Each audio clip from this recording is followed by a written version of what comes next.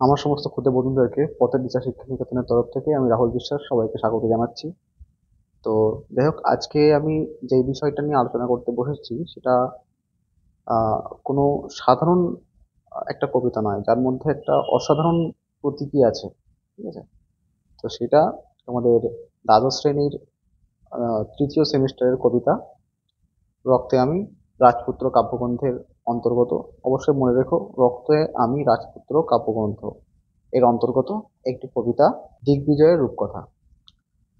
তো কবিতার বিষয়বস্তু বোঝার আগে অবশ্যই যিনি লিখেছেন তার সম্পর্কে কিছু জানার দরকার। তার কারণ হচ্ছে, আমরা যখনই কোনো বিষয় সম্পর্কে পড়বো, তার যদি গোড়াটা না জানি, মানে শিকড় না জানি, তাহলে আমরা সেই বিষয় সম্পর্কে সঠিক জ্ঞানটা পাবো না।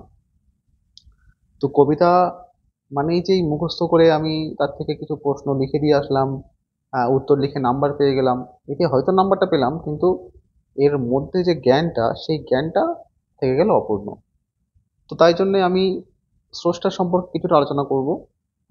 তো আজকে এই যে দিগ্বিজয়ের রূপকথা কবিতার যিনি রচয়িতা নবনীতা দেব সেন, তো তার সম্পর্কে কিছুটা আগে জেনে নেওয়া যাক। তিনি 13ই জানুয়ারি 1938 সালে কলকাতায় জন্মগ্রহণ করেছিলেন এবং মৃত্যুবরণ করেন 2019 সালের 7ই নভেম্বর 81 বছর বয়সে। একজন খ্যাতনামা ঔপন্যাসিক, শিশু সাহিত্যিক, কবি ও শিক্ষাবিদ নামে তিনি পরিচিত।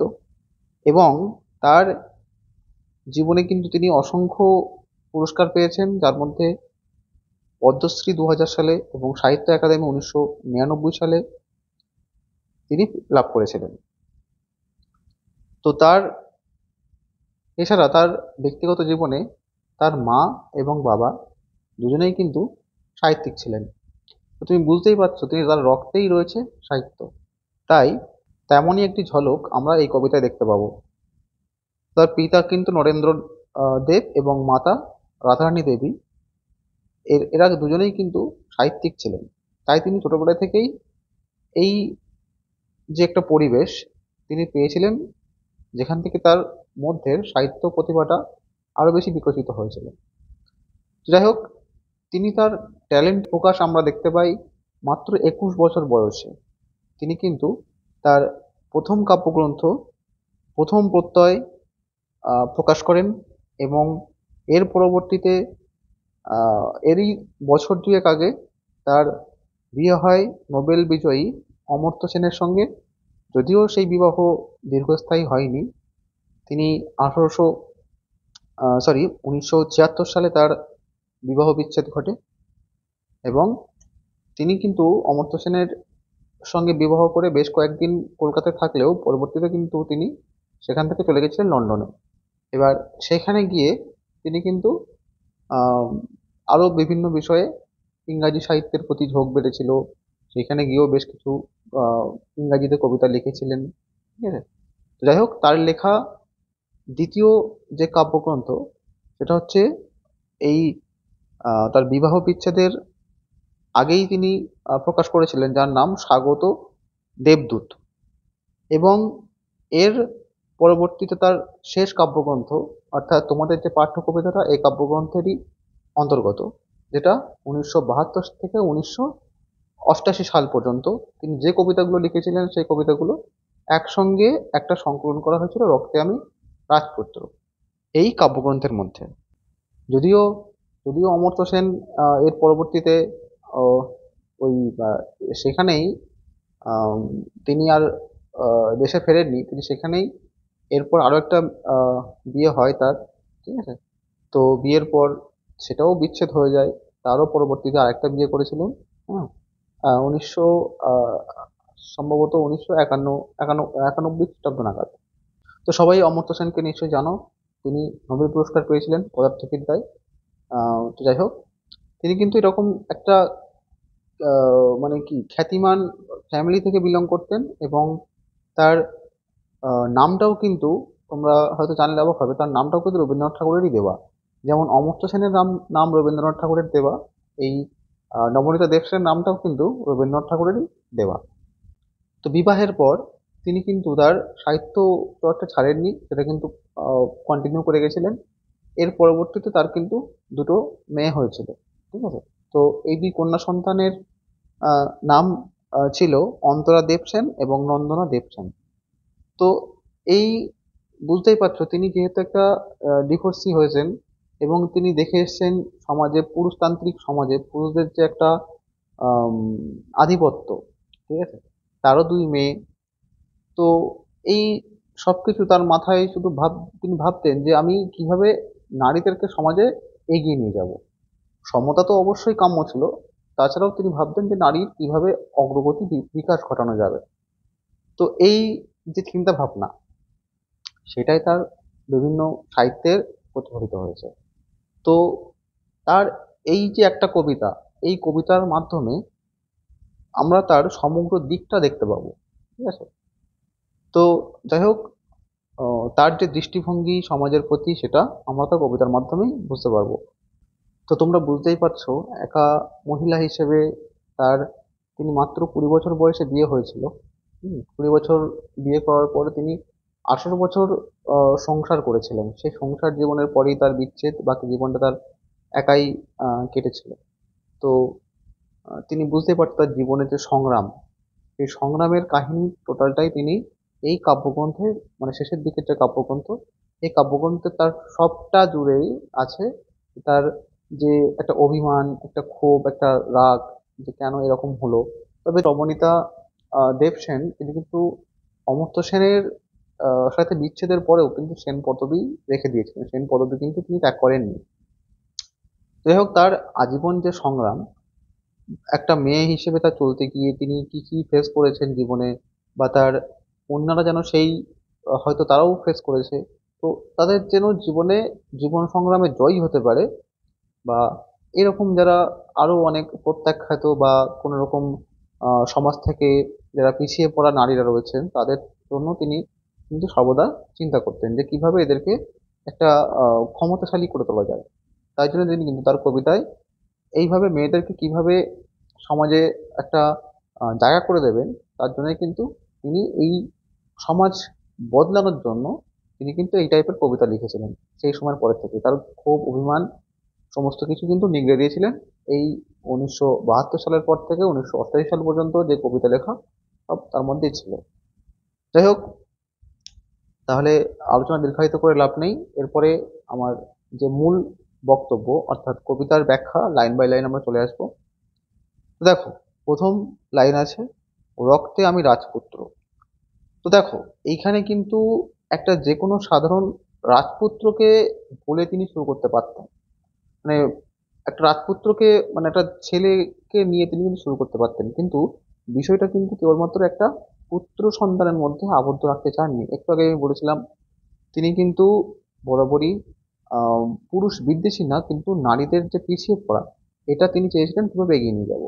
তার জন্য তিনি কিন্তু এই প্রথমেই বলেছেন, রক্তে আমি রাজপুত্র। মানে দেখবে তোমরা ইতিহাসে পড়েছো, সুলতান রাজিয়া। তো রাজিয়া কিন্তু ইলতুৎমিশের কন্যা। তিনি কিন্তু সুলতানা নন, অর্থাৎ তিনি কিন্তু নিজেও আম, কন্যা হিসেবে নিজেকে প্রতিষ্ঠিত করতে চাননি।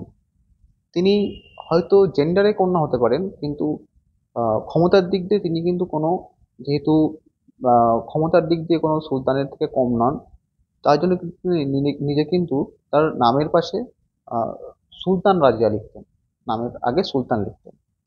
তো ঠিক সেইভাবেই নবনীতা দেবসেন যেন নারীদেরকে উদ্দেশ্য করে, এই পিছিয়ে পড়া নারীদেরকে উদ্দেশ্য করে তাদের পাশে এই রাজপুত্র কথাটা উল্লেখ করেছেন।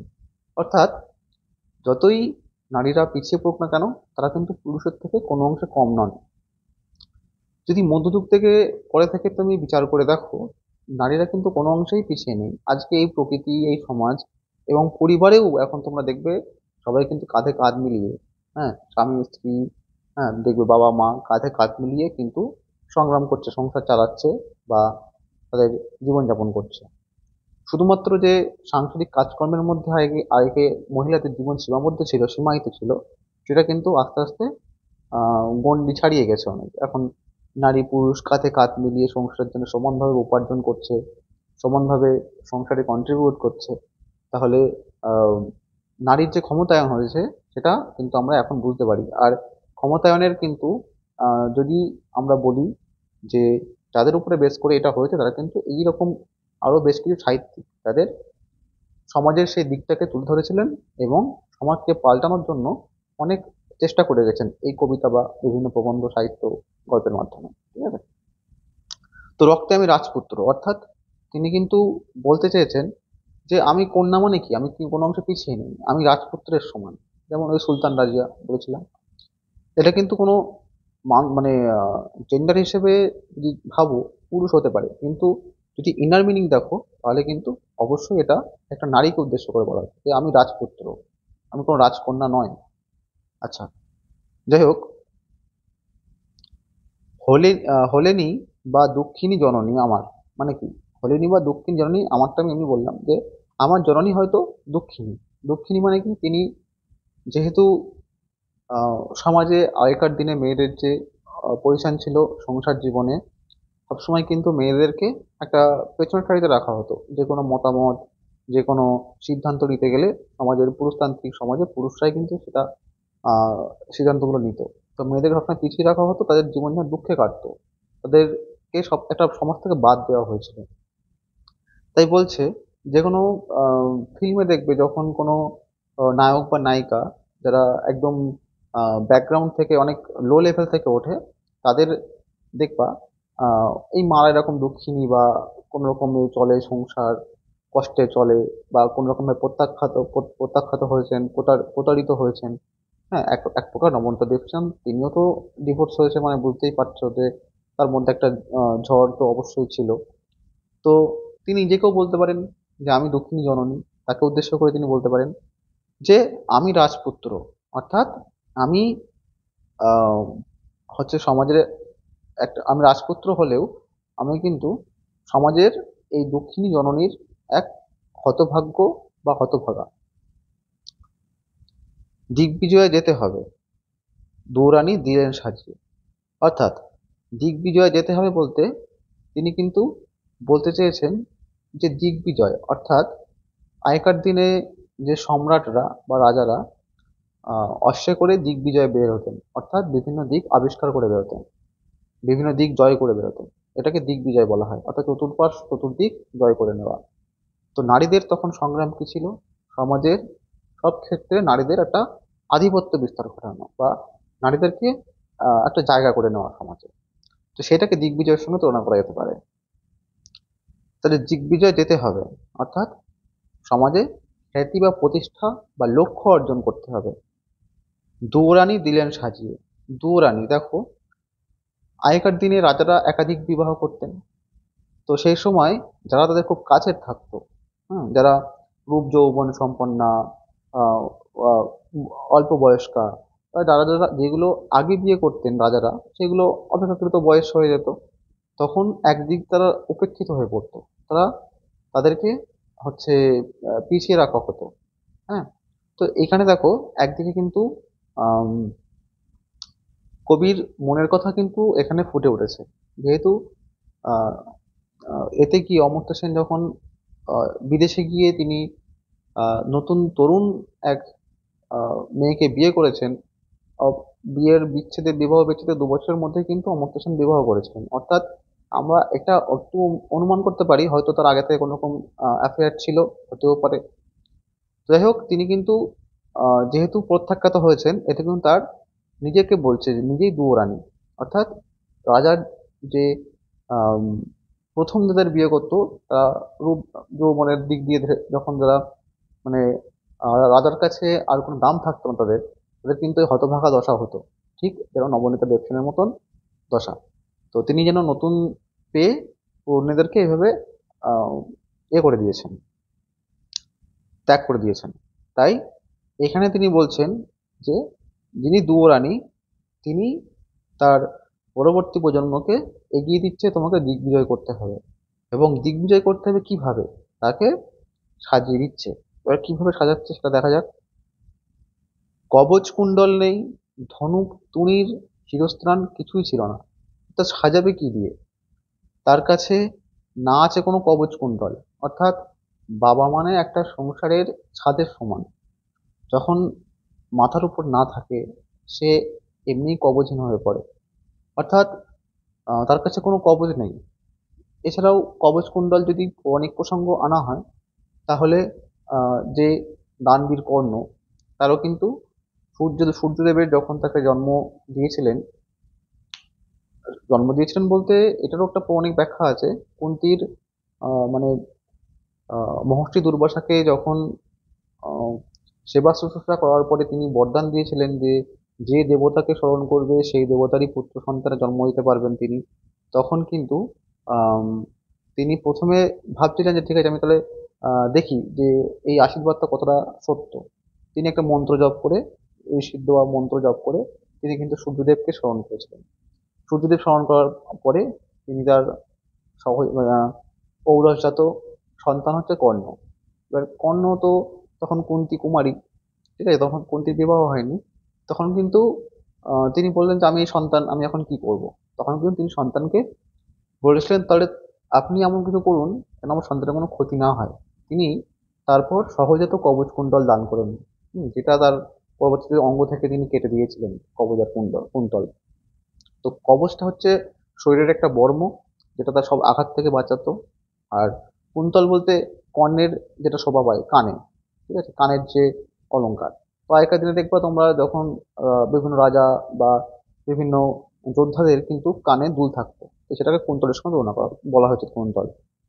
তো এরকম কোনো কবচ কুণ্ডল নেই। হ্যাঁ, কবচ কুণ্ডল নেই তার কাছে যে সাজিয়ে দেবে যেটা দিয়ে। অর্থাৎ সে সবকিছুই পরিত্যক্তা, তার দেওয়ার মতন কিছু নেই। আচ্ছা, আর কি দেবে দিতে পারছেন না? ধনুক তুনীর। তো ধনুক তুনীর বলতে হাতের যে তীর ধনুক, যুদ্ধে যাওয়ার সময় যে তীর ধনুক যেটা দেওয়া হয় সেটাকে বলা হয়, বলছে ধনুক। আর তুনীর, তুনীরটা হচ্ছে যেটা দেখবা ধনুকগুলো একটা পেছন দিকে একটা গোল ইয়ে মতন থাকে, যাতে ধনুকগুলো রেখে দেয় গুজে, সেখান থেকে ধনুকগুলো বের করে, সরি, তীরগুলো বের করে ধনুকে খাটিয়ে তারপরে মারতে হয়। তো ওই যাতে রাখা হয় তীরগুলো, সেটাকে বলা হচ্ছে তুনি। আচ্ছা, আর নেই শিরস্ত্রাণ। শিরস্ত্রাণ বলতে কি? শির, যেটাকে শির মানে শিরকে ত্রাণ করে, যেটা ত্রাণ মানে রক্ষা করে, মাথাকে রক্ষা করে যেটা, অর্থাৎ বুঝতেই পারছো বাইকের ক্ষেত্রে শিরস্ত্রাণ মানে হেলমেট। ঠিক সেইভাবে আগেকার দিনে যুদ্ধের সময় অস্ত্রের আঘাত থেকে বাঁচানোর জন্য মাথায় যে এটা পরা হতো, মুকুটটা পরা হতো, যেটা মুকুট ঠিক না, মানে মাথাকে রক্ষা করবে এমন কোনো একটা আহ, মুকুট টাইপের, ঠিক আছে। তো এগুলো তার কিছুই ছিল না, ঠিক আছে। অর্থাৎ যেহেতু দক্ষিণ জননী এমনি পরিত্যক্তা, তিনি আর কি দিতে পারবেন, তার কাছে এইরকম কোনো কিছু ছিল না যেটা দিয়ে তাকে আম, সাজিয়ে দিতে পারেন তিনি। তারপরে তিনি কিন্তু তাহলে কি দিয়ে তাকে যুদ্ধে যে পাঠাচ্ছেন, দিগ্বিজয় যাবে, তার যে মূল সেনাপতি যে দিগ্বিজয় যাবে, তাহলে তাকে কি হিসেবে সাজিয়ে দেবে? তখন বলছে শুধু আশীর্বাদী দুটি সরঞ্জাম। এইবার আশীর্বাদী বলতে আশীর্বাদ জ্ঞাপক দুটি সরঞ্জাম। আচ্ছা, দুটি সরঞ্জাম। এবার দেখো, যখন আমাদের কিছুই থাকে না, তখন কেবলমাত্র দুটো জিনিস দরকার, যেটা কবি আমাদেরকে এই কবিতার মাধ্যমে বোঝাতে চেয়েছেন, যে আমরা হয়তো পরিত্যক্ত, হয়তো আমরা সবকিছু হারিয়েছি, হয়তো আমাদের সবকিছু ছিনিয়ে নেওয়া হয়েছে, আমাদের কিছুই নেই, আমরা একেবারে অবলা হয়ে পড়েছি। তখন কি হবে? তখন আমাদের যেটা থাকা প্রয়োজন, এইখানে তিনি সেই প্রসঙ্গটাই এবার এনেছেন। কি? দেখো, এক, তিনি পয়েন্ট করে বলছেন দুটি সরঞ্জাম, তার মধ্যে এক নম্বরে কি আছে? এই জাদু অশ্ব। আচ্ছা, প্রথমে বলছে জাদু অশ্ব মানে কি? আগেকার দিনে দেখবা যে ঘোড়ায় করে রাজারা বা সেনাপতিরা যুদ্ধে যেত। তো এইখানে সেই রকম একটা জাদু অশ্বের প্রতীক। আমি আগেও বলেছি কবিতাটা প্রতীকী কবিতা। প্রতীক মানে কি? কবি বলছেন এক, তার অন্তর্নিহিত মানে কিন্তু আর এক। তো এইটা হচ্ছে কিন্তু প্রতীকী কবিতা। দেখা যাক জাদু অশ্ব। আচ্ছা, এই জাদু অশ্ব কি করতে পারে? মরুপথে সেই হয় উঠ। জাদু অশ্ব কেন বলা হয়েছিল বুঝতে পারছো? যে ঘোড়াতে করে যাচ্ছে যুদ্ধে বা দিগ্বিজয়ে বের হয়েছে, সেই ঘোড়া মরুভূমিতে গিয়ে হয়ে যাচ্ছে উট, অর্থাৎ বিবর্তন ঘটছে। দেখবে নারী হচ্ছে জলের মতো, নারীকে যেই পাত্রে রাখা হবে সেই পাত্রের আকার নিয়ে নেবে, তাতে যে রং মেশানো হবে সেই রঙের আকার নিয়ে নেবে, ঠিক আছে, আকৃতি নিয়ে নেবে। তো এই যে অভিযোজনগত বিবর্তন, এটা কিন্তু নারীদের একটা সহজাত প্রবৃত্তি। একটা ছেলে পারে না, কিন্তু একটা মেয়ে কিন্তু পারে। তারা যেমন পারে একটা বড় ঘরে গিয়ে মানিয়ে নিতে, ঠিক তেমন ভাবেই যদি সরল মানসিকতা সম্পন্ন হয়, সে আবার একটা সাধারণ ঘরে গিয়েও মানিয়ে নিতে পারে। তো এটা মেয়েদের সহজাত একটা প্রবৃত্তি। তাই তাই বলছে যে এই যে জাদু অশ্ব, সেই অশ্বটা মরুপথেই হয়ে যাচ্ছে আর উট। মরুপথ বলতে কি?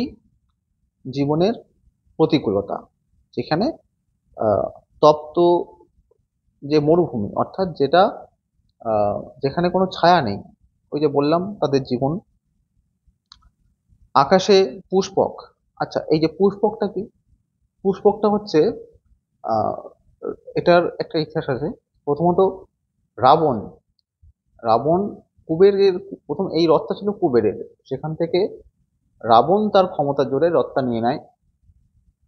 রাম যখন রাবণের সঙ্গে যুদ্ধ করেন, এই পুষ্পক বিমানে করেই তিনি কিন্তু সেখান থেকে, অর্থাৎ লঙ্কা থেকে অযোধ্যায় প্রত্যাবর্তন করেছিলেন, ফিরে এসেছিলেন। ঠিক আছে, তো এই সেই পুষ্পক রথ। ঠিক আছে, তাহলে এই উটটাই আবার পুষ্পক রথ হয়ে যাচ্ছে। আচ্ছা, আর সপ্তডিঙা সাজে সিন্ধু জলে।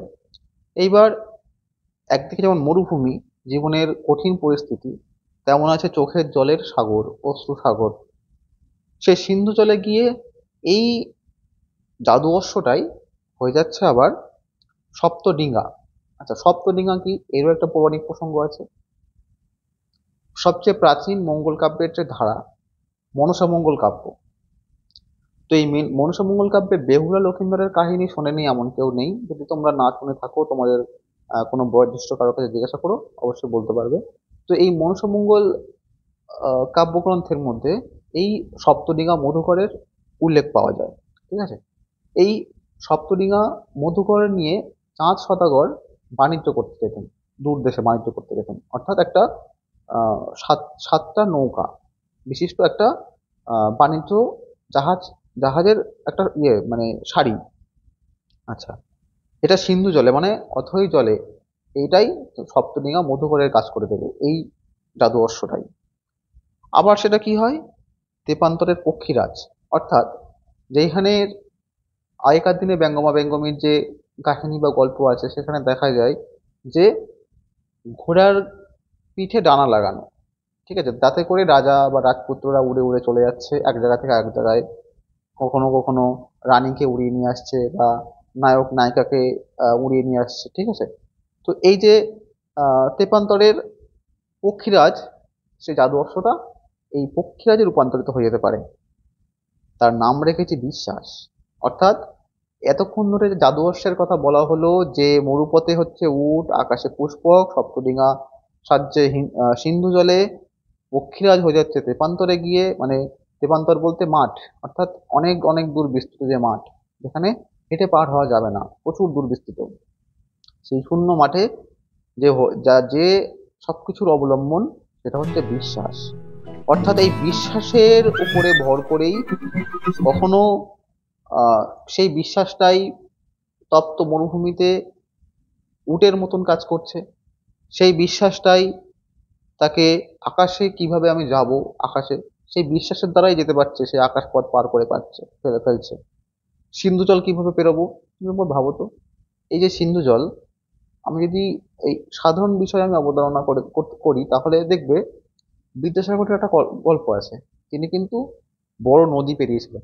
ঠিক আছে, এই তার মায়ের কাছে যেতে হবে, এই যে বিশ্বাস, সে সময় বান ডেকেছিল, সেই নদীতে তিনি কিন্তু সাঁতরে বার হয়ে গেছিলেন। তাহলে পেরেছিলেন তো? পেরেছিলেন কিসের উপরে ভর করে? এই যে জাদু অশ্ব, তার মনের বিশ্বাস। তো সেটাই আবার তেপান্তরের পক্ষীরাজ, সেটাই আবার তার রূপ বদলে গেছে পক্ষীরাজ হিসেবে। মানে কি, ঠিক যেখানে দরকার, যেখানে যেমন তিনি মনের বল হারিয়ে ফেলছেন, সেখানে তার যে আত্মবিশ্বাস, সে আত্মবিশ্বাস দিয়ে তার মা তাকে সাজিয়ে দিচ্ছে যে হ্যাঁ তুমি পারবে। তার মার যে এই যে উক্তি যে আমি পারবো, তার মধ্যে যে বিশ্বাসটাকে জাগিয়ে দেওয়া, এটাই হচ্ছে জাদু অশ্ব। আর এটাই কিন্তু আশীর্বাদী সরঞ্জামের প্রথম সরঞ্জাম। আচ্ছা, এইবার আসি আমি 2 নম্বরে। 2 নম্বরে কি বলছে, যে এই হৃদয়ের খাপে ভরা মন্ত্রপুত অসি। দেখো, প্রত্যেকটা লাইন কিন্তু প্রতীক তাৎপর্যমণ্ডিত। ঠিক আছে, বলছে এই হৃদয়ের খাপে ভরা মন্ত্রপুত অসি, মানে অসি বলতে কি, তরোয়াল। আর তরোয়াল যাতে রাখা হয় খাপ, যেই যে ঢাকনার মধ্যে তরোয়ালটা ঢুকিয়ে দেওয়া হয়, দেখবা কোমরের গোজে থাকে একটা খাপ, তারপরে তরোয়ালটা রাখা হতো। ঠিক আছে, তো ওই যে খাপটা হচ্ছে হৃদয়, আর এই অসিটা হচ্ছে তার মধ্যে রাখা ভালোবাসা। অর্থাৎ যদি কেউ যুদ্ধে অস্ত্র নিয়ে যায়, অস্ত্র দুটো কাজে লাগে। একটা হচ্ছে বিপক্ষকে আঘাত করতে, আর একটা হচ্ছে যখন বিপক্ষ কেউ আঘাত করছে সেই অস্ত্র দিয়ে আমি সেটা প্রতিরোধ করতে পারবো, আমি সেটা ঠেকাতে পারবো। তাহলে আমার হৃদয়ের খাপে, অর্থাৎ আমাদের মনের মধ্যে যে বিশ্বাস আছে, ভালোবাসা আছে, হ্যাঁ, সেটাই কি কিন্তু মন্ত্রপুত অসি। মানে কি, মায়ের যে কথা, মায়ের যে অন্তরের ভালোবাসা, এটা যেন অসির মতন তার হাতে তুলে দেওয়া হয়েছে, যে আমার ভালোবাসাটা আমি তোমাকে দিলাম। তার যে দিগ্বিজয়ে যাচ্ছে, ভালোবাসাটা তার দিয়ে দেওয়া হলো, যে এই নাও তুমি ভালোবাসা, এটা নিয়ে তুমি যুদ্ধে যাও। ঠিক আছে, তো তার আহ, মায়ের হৃদয়ের, মাতৃ হৃদয়ের যে ভালোবাসা, হ্যাঁ, এইটা হচ্ছে মন্ত্রপুত অসি। মন্ত্রপুত কেন বলা হয়েছে, তার এই যে মায়ের ভালোবাসা মানুষকে কতখানি যে পরিবর্তন করতে পারে, হ্যাঁ, সেটা এরকম দৃষ্টান্ত আমার তুলে ধরার মতন কিছু নেই। চারিদিকে অহরহ আমরা এখনো দেখতে পাই যে মাতৃ হৃদয়ের যে ভালোবাসার জোর কতটা হতে পারে। অর্থাৎ একমাত্র এটা মন্ত্রের নামান্তর, মন্ত্র ছাড়া সম্ভব না। তুমি ভাবো, শুধুমাত্র ভালোবাসার জোরে একটা মানুষ ডাক্তার ইঞ্জিনিয়ার থেকে শুরু করে কত কিছু হয়ে যাচ্ছে, যে আমি ভালোবেসে আমার ছেলেটাকে বা আমার মেয়েটাকে একটা ভাবে তৈরি করছি। তো এই যে এর এটা জোর, এই জোরেই কিন্তু তারা এগিয়ে যাচ্ছে অনেক দূর। তো এটা কিন্তু যেন মন্ত্রের মতন কাজ করে এই ভালোবাসাটা, ওই যাকে দিগ্বিজয় পড়া হচ্ছে তার কাছে। আমরা সবাই কিন্তু দিগ্বিজয়ের এক একজন রাজপুত্র, প্রত্যেকেই আমরা, মানে আমি বলতে গেলে যে কোনো জেন্ডার, আমরা সবাই কিন্তু জেন্ডার বেসড না, এটা এটা হচ্ছে একটা চিন্তা বা ধারণা, যে আমরা সবাই দিগ্বিজয়ে বের হয়েছি। আমরা চারিদিকে সবাই আমরা আমরা বের হইনি দিগ্বিজয়ে, আমাদের চাই না আমরা যে আমাদের যেটা জীবনে দরকার, আমাদের যে লক্ষ্য, আমাদের সেটা দরকার, সেটা পূরণ করতে হবে। সবাই আমরা দিগ্বিজয়ে বেরিয়েছি। ঠিক আছে, আচ্ছা, এবারে কি, শানিত ইস্পাত খণ্ড। তো সেই ইস্পাত খণ্ড বহুদিন ধরে শান দেওয়া হয়েছে। অর্থাৎ কি, ভালোবাসাটা তো একদিনে ভালোবাসাটা দেখানো হয়নি, সেই ভালোবাসাটা বহুদিন ধরে শান দেওয়া হয়েছে। অর্থাৎ যে ব্যক্তি ভালোবাসা পাচ্ছে, সে যেন ওই শান দেওয়ার মতন একটানা শান দিয়ে গেছে, অর্থাৎ ভালোবেসে গেছে। ঠিক আছে, নাহলে বিশ্বাসটা আসবে কি করে। ঠিক আছে, তো যাই হোক, এই ভালোবাসাটা একটানা হয়েছে বলে এটাকে শান দেওয়া বলা হচ্ছে। অভঙ্গুর। আর এই ভালোবাসা কোনদিন কেউ দেখবে না যে মাতৃহৃদয়ের ভালোবাসা কোনো জায়গায় দ্বিচারিতা করেছে, কোনো জায়গায় অবিশ্বাস করেছে, কোনো অবিশ্বাসের জায়গা করেছে, বা কোনো জায়গায় মা কাউ, মানে ওই যে বলে না, যে কুসন্তান হাজারো হয় কুমাতা কখনো নয়। ঠিক আছে, কুসন্তান অনেক হতে পারে, কিন্তু কুমাতা কিন্তু কখনোই নয়। তো যাই হোক, মাতৃহৃদয়ের যে ভালোবাসা, এটা অভঙ্গুর, কোনোদিন ভেঙে যায় না। এই আহ, অভঙ্গুর ভালোবাসাটাই কিন্তু তার হাতে তুলে দেওয়া দুটি আশীর্বাদী সরঞ্জামের মধ্যে দ্বিতীয় আশীর্বাদী সরঞ্জাম ভালোবাসা। অর্থাৎ দিগ্বিজয় বের হবে, তার চারিদিকে যে নিজের খ্যাতি বা প্রতিপত্তি বিস্তার করবে। দেখো, সবাই চায় না ফেম নেওয়ার জন্য, খ্যাতি নেওয়ার জন্য। যাই হোক, এখন তো খ্যাতির সংজ্ঞা অনেক পাল্টিয়েছে। তো এখন যেহেতু ইনস্টাগ্রাম, ফেসবুক বা বিভিন্ন রিলসের মাধ্যমে চাই আমাদের ফেমাস হবো, আমি লাইক এত কিছু পাবো, এখান থেকে ইনকাম পাবো। তো এই দিক বিজয় কিন্তু সেই দিক বিজয়ের চেয়ে সম্পূর্ণ আলাদা। এইখানে হচ্ছে নিজের জীবনের প্রতিষ্ঠার সংগ্রাম, নিজেকে একটা জায়গায় প্রতিষ্ঠা করা, সমাজে চিনবে, সমাজে হচ্ছে একটা জায়গায় দাঁড়ানো, স্ট্যান্ড করা। তো এটা কিন্তু সেই দিগ্বিজয়ের সংগ্রাম। তো এই দিগ্বিজয় সংগ্রামে সবাই কিন্তু আহ, অনেকে পিতৃহারা, যার মাথার ছাদ নেই, ঠিক আছে? অনেকের কাছে অর্থ নেই, অনেকের কোনো লোকবল নেই, অনেকের কোনো সাপোর্ট নেই। তো এইগুলো ছাড়া একটা মানুষ কিভাবে দাঁড়াবে? তাদের জন্যই কিন্তু এই নবনীতা দেবসেনের এটা কিন্তু একটা মন্ত্রের মতন কাজ করবে। যে তোমার কি দরকার? তোমার আছে তোমার মায়ের ভালোবাসা এবং বিশ্বাস। এই দুটোর মাধ্যমেই তুমি ভর করে চলে যেতে পারবে তোমার যেদিকে খুশি। আমরা যাই না কেন? যদি বলো যে আমারও তো বিশ্বাস আছে, ভালোবাসা আছে, তাহলে আমি যেতে পারছি না কেন? তার কারণ তোমার নিজের প্রতিবন্ধকতা, তুমি নিজেকে বিশ্বাস করছো না। যদি তুমি সেটা করতে পারো, তাহলে চারিদিকে দেখো সফলতার গল্প অনেক পাবে। যেমন ব্যর্থতার গল্প আছে, ঠিক সেভাবে সফলতার গল্প কিন্তু অনেকই পাবে। তাই তিনি বলছেন পরের লাইনেই, নিশ্চিত পৌঁছবে সেই তৃষ্ণাহর খরজুরের দ্বীপে। দেখো, যদি তোমার এইগুলো থেকে থাকে, এগুলো তুমি ঠিকঠাক ভাবে পেয়ে থাকো, যদি তোমার নিজের প্রতিও ভালোবাসা বা নিজের প্রতিও বিশ্বাস আস্থা থাকে, তাহলে সেইগুলো নিয়ে তুমি পৌঁছে যেতে পারবে আহ তৃষ্ণাহর, যেটাকে তৃষ্ণা হরণ করে নেয়, যেই খরজুরের দ্বীপ। খরজুর বলতে খেজুর, খেজুরের দ্বীপ। আরব আরব দেশকে খেজুরের দ্বীপ বলা হয়। অর্থাৎ এখানে দিগন্ত বিস্তৃত শুধু ধুধু মরুভূমি। সেই মরুভূমিতে যদি মনে করো কেউ ক্লান্ত পরিত্যক্ত মরে যাওয়ার সময়, হ্যাঁ, তখন যদি ওই সামান্য খেজুরটুকুও পায়, সেটা কিন্তু তার কাছে অমৃতের সমান। অর্থাৎ আহ খরজুরের দ্বীপে যেন মরুভূমির মধ্যে একটা নির্দিষ্ট শান্তির আশ্রয় তুমি পাবে। সেটা আজ হোক বা কাল হোক, তোমার বিশ্বাস ভালোবাসা থাকলে তুমি তোমার লক্ষ্যে অবশ্যই পৌঁছাতে পারবে। এটাই কিন্তু এখানের মূল বক্তব্য। যে আজকে যদি আমি ব্যর্থ হই, আমার ভেঙে পড়ি, যদি আমার মায়ের ভালোবাসা বা আহ, ইয়ে বিশ্বাস থাকে নিজের প্রতি, তাহলে আমি একদিন অবশ্যই আমার কাঙ্ক্ষিত লক্ষ্যে ফিরে যেতে পারবো। তো যাই হোক, এই ছিল তোমাদের কবিতার মূল ব্যাখ্যা। তো আম, প্রত্যেকটা জায়গায় লাইন বাই লাইন আমি আশা করি ডাউট ক্লিয়ার করতে পেরেছি। তাও যদি তোমাদের কোনো জায়গায় মনে হয় যে না, এখানে একটুখানি এরকম হতে পারতো বা এখানে একটু এরকম হতে পারতো, তোমরা অবশ্যই আমাকে কমেন্টের মাধ্যমে জানাতে পারো। তোমাদের যে কনফিউশন সেগুলো আমি অবশ্যই দূর করবো। আর তো আজ এই পর্যন্তই। আবার খুব শীঘ্রই দেখা হচ্ছে পরের ভিডিওতে। তো ভালো থেকো সবাই।